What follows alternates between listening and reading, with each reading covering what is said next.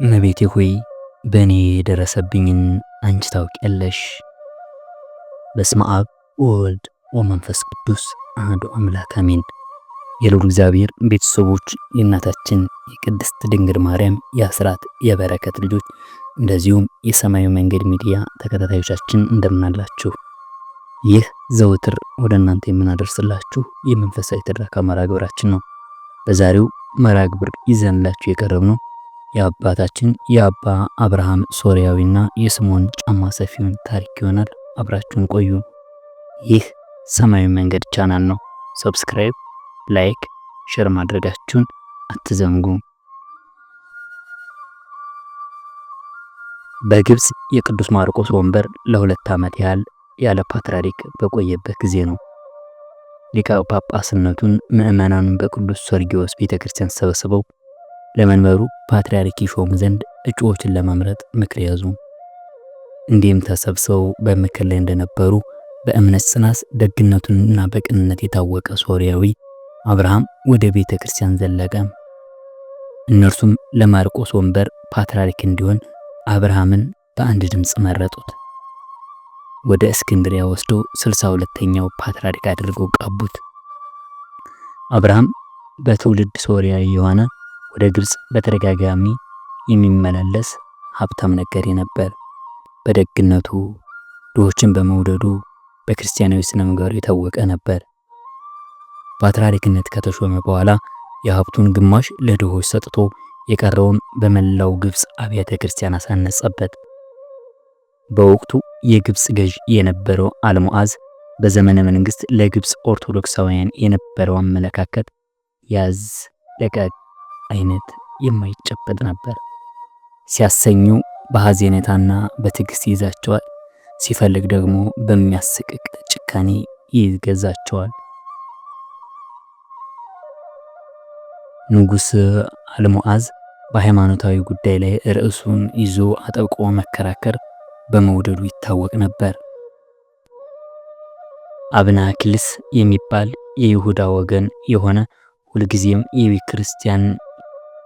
የክርስቲያኖችንና የሊቀ ጳጳሶችን ውድቀት የሚመኝ ሹም ነበረው።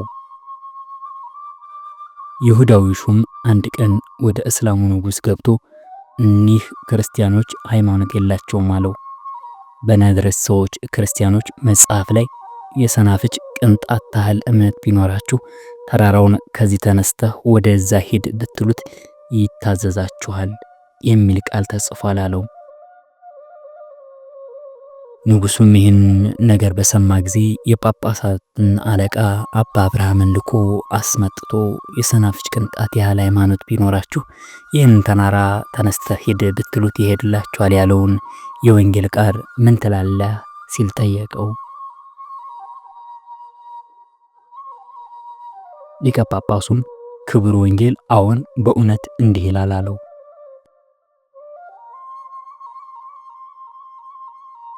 ንጉሱም ስፍር ቁጥር የሌላቸው እናንተ እነሆ ፍጹም ሃይማኖት አላችሁን፣ በስልጣኑ ይህን ምልክት ይገልጽልኝ ዘንድ ከእናንተ አንዱን ልታመጡልኝ እወዳለሁ አለ። የዚህን ቃል እውነት በተግባር ካላረጋገጠለት በግብጽ ያሉ ኦርቶዶክሳውያን ሁሉ በሰይፍ እንደሚያልቅ አስጠንቅቆ ነገረው። አባ አብርሃም ደነገጠ። ንጉሱ የ3 ቀን ጊዜ እንዲሰጠው ጠየቀው። ንጉሱም አባ አብርሃምን የጠየቀውን ያህል ጊዜ ፈቀደለት።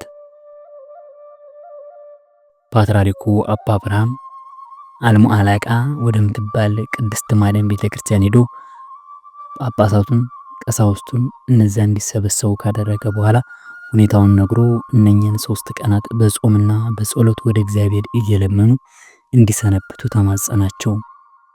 በ3ኛውም ቀን ከንጋት በፊት በሐዘንና በጸሎት የከረመው አባ አብርሃም ደክሞት እንቅልፍ አሸለበው። በእንቅልፍ ሳለ እመቤታችን ቅድስት ድንግል ማርያም ወደሱ መጣችና በእናንተ እየተደረገ ያለው ምንድን ነው አለችው። እርሱም እመቤቴ ሆይ በእኔ የደረሰብኝን አንቺ ታውቂያለሽ አላት። እመቤታችንም እኔ ልመናህን በቤተ ክርስቲያን ያፈሰስከውን እንባህን ተቀብዬልሃለሁና አይዞህ አትፍራ በማለት አጽናናችው። ወደ ገበያ በሚወስደው የብረት በር ስትሄድ አደባባይ ላይ በትከሻው ውሃ ማደጉ የተሸከመ አንድ አይነ ስውር ታገኛለህ። ተራራውን የሚያንቀሳቅሰው እሱ ነው አለችው። አባ አብርሃም እመቤታችን እንደነገረችው ማልዶ ተነሳና ወደ ቦታው ፈጥኖ ሄደ። በዚያ ቦታ አንድ አይናውን ስምዖን ጫማ ሰፊውን አገኘው። በዛን ወራት አንዲት ዘማ ሴት ነበረች። ይችም የሰይጣን ግብር ልጅ ናትና የሚጎዳ ዝሙት በመውደድ ብዙዎችን ታስጠምዳቸው ነበር። ከዕለታት አንድ ቀን ሰይጣን አነሳስቷት ወደዚህ ወደ ክቡር መነኩሴ ወደ ስምዖን ደረሰችና እንደ ልማዷ ተቀምጣ ጫማ ሲሰፋ አገኘችው።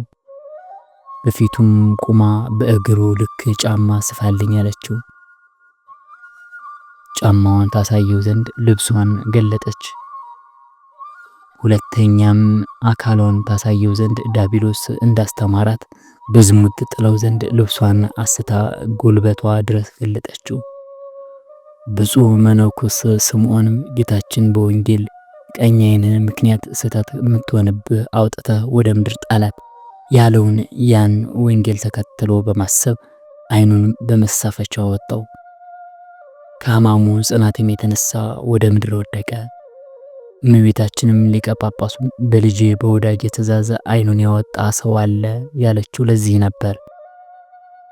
ፓትርያርኩ አባ አብርሃም ጫማ ሰፊው ስምዖን በዚያ ማለዳ ምን እያደረገ እንደሆነ ጠየቀው። ስምዖንም ለራሳቸው ውሃ መቅዳት ላልቻሉት ሕሙማንና አዛውንት ውሃ እየወሰደላቸው እንደሆነ ገለጸለት። የቆዳ ማልፋት ስራውን ከመጀመሩ በፊት ሁልጊዜ ጠዋት ጠዋት ከነዚህ ደካሞች ውሃ ማምጣት ቀዳሚ ስራው እንደሆነ ነገረው። ፓትርያርኩ ወደሱ የመጣበትን ጉዳይ ገለጸለት። ስምዖንም በመጀመሪያ ቢያንጎራጉርም ለፓትርያርኩ ስለቴን ራእይ በሰማ ጊዜ እሺ ብሎ ታዘዘ። ከዚያም በኋላ አባ አብርሃም ጫማ ሰፊው ስምዖን ጳጳሳቱና ቀሳውስትን አስከትሎ ምእመናን ሁሉ ሰብስቦ ወደ ሙቀታማው ተራራ አመሩ።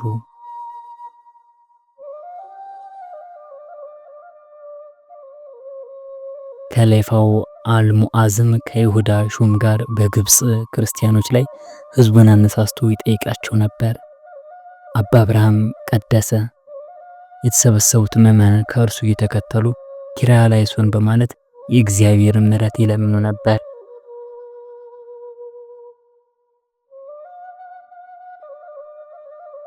ፓትርያርኩም ከአንደኛው የተራራው ጫፍ ወደ ሌላኛው የተራራው ጫፍ እያመላከተ በትዕምርተ መስቀል ባማተበ ቁጥር ምእመናኑ 3 ጊዜ ይሰግዱ ነበር።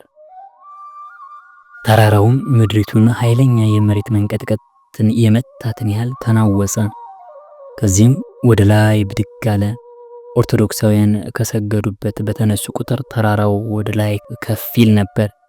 መልሰውም ሲሰግዱ በታላቅ ድምፅ ወደ መሬት ይወርድ ጀመር። ይህም 3 ጊዜ ሆነ። ተራራው ወደ ላይ ከፍ ባለ ቁጥር ከጀርባው የነበሩ ፀሐይ፣ ጨረቃ ከመሬቱ ከፍ ብሎ ባለው ተራራ መካከል ባለው ከፍታ ውስጥ እየዘለቀ በአካባቢው ለተሰበሰበው ሁሉ ይታይ ነበር። ይህን አስደናቂ ድርጊት ንጉሥ አልሙዓዝ እግዚአብሔር ታላቅ ነው በማለት አደነቀ። ወደ አባ አብርሃም ዞሮ ይህ እምነት የቀና እውነትም ለመሆኑ በቂ ማረጋገጫ ነው ሲል ተናገረ። ይህ ታምር በተሰበሰበበት ሕዝቦች መካከል ታላቅ ንውጽውጽ አመጣ። ግርግሩ ረገብ እንዳለ አባ አብርሃም በጸሎት ወቅት ከጀርባው ተከትሎ ቆሞ የነበረው ስምዖንን ፈለገው። አልነበረም ወይም አላገኘውም ነበር። ስምዖንም ከዚያ ቀን ጀምሮ ማንም ላያገኘው አልቻለም። ለምን ተሰወረ ቢሉ አንድም ከአባቶች ሲተላለፍ የመጣ ታሪክ እንደሚለው ስለ ትህትናው ከእግዚአብሔር ዋጋ ይቀበል ዘንድ በመልአክ ተነጠቀ ይባላል። በሌላ በኩል ጫማ ሰፊው መነኩሴ ስምዖን ስላደረገው ነገር ውዳሴ ከንቱ ፈርቶ በራሱ ፈቃድ ተሰወረ። ይህ ታምር በተደረገበት ወቅት ንጉሡ አልሙዓዝ በፍርሃት እየተንቀጠቀጠ ከልቡ በመነጨ አክብሮት ፓትርያርክ እጅ ነሳ። ከዚህም ሁለቱም የልብ ወዳጆች ሆኑ። ከፊዮላሚያውያንም ዘንድ ያደርጉለትን እንደሚፈልጉ ፓትርያርክ ጠየቀው። አባ አብርሃምም ትንሽ ካመነታ በኋላ ያረጁ አብያተ ክርስቲያናትን በአዲስ መልኩ ለመስራት ለመጠገን ይፈቅድላቸው ዘንድ ጠየቀው። በተለይም አሁን አሮጌው ካይሮ በሚለው አካባቢ የሚገኙ የቅዱስ መርቆሪዎስ ቤተክርስቲያን ለማደስ ጠየቀው። ይህ ቤተክርስቲያን ግማሹ በበግማሽ ፈርሶ የቀረ የስኳር መጋዝ ሆኖ ነበር። ከፊሉም ከመንግስት ካዝና ገንዘብ አውጥቶ ለቤተክርስቲያን ማሳደሻ ሰጠው። አባ አብርሃም ግን ቤቱን የምንሰራለት አምላክ የዚህን ዓለም ገንዘብ የሚፈልግ ስራችን እስክንጨርስ ሊረዳን የሚችል ነው በማለት ገንዘቡን ሳይቀበለው ቀረ። ፓትርያርኩ በዚህ ወቅት ሊቀ ጳጳሱና ካህናቱን የጾሙበትና የጸለዩበትን 3 ቀን መላው ግብጽ ኦርቶዶክሳውያንም ምዕመናንም በየዓመቱ የሚጾሙት ጾም እንድትሆን ታወጀ። እኛም 3 ቀናት ከገና በዓል በፊት የሚጾሙት 40 ቀናት ላይ እንዲጨመሩ ተደረገ። ጾመ ነቢያት 43 ቀን ሆኖ በየዓመቱ በአውሮፓውያን አቆጣጠር ኖቬምበር 25 በእኛ ህዳር 15 ይጀመራል። ይህ ታላቅ ታምር በተደረገበት አጭር ጊዜ ውስጥ አልሙዓዝ ክርስቲያን ለመሆን ወሰነ። በቅዱስ መርቆሪዎስ ቤተክርስቲያን በእርሱ ዕድሜ ያለ ታላቅ ሰው ሊጠመቅበት የሚያስችል ትልቅ የመጠመቂያ ገንዳ ተሰራለት። ይህም መጠመቂያ የሱልጣን መጠመቂያ እየተባለ እስከ ዛሬ ድረስ ይጎበኛል።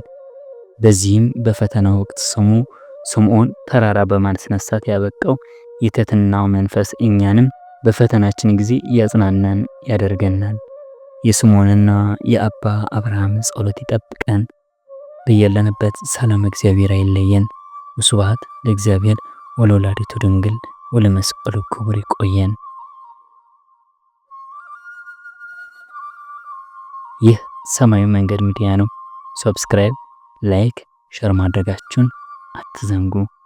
ሁሌም ከኛ ጋር ስለሆናችሁ እናመሰግናለን።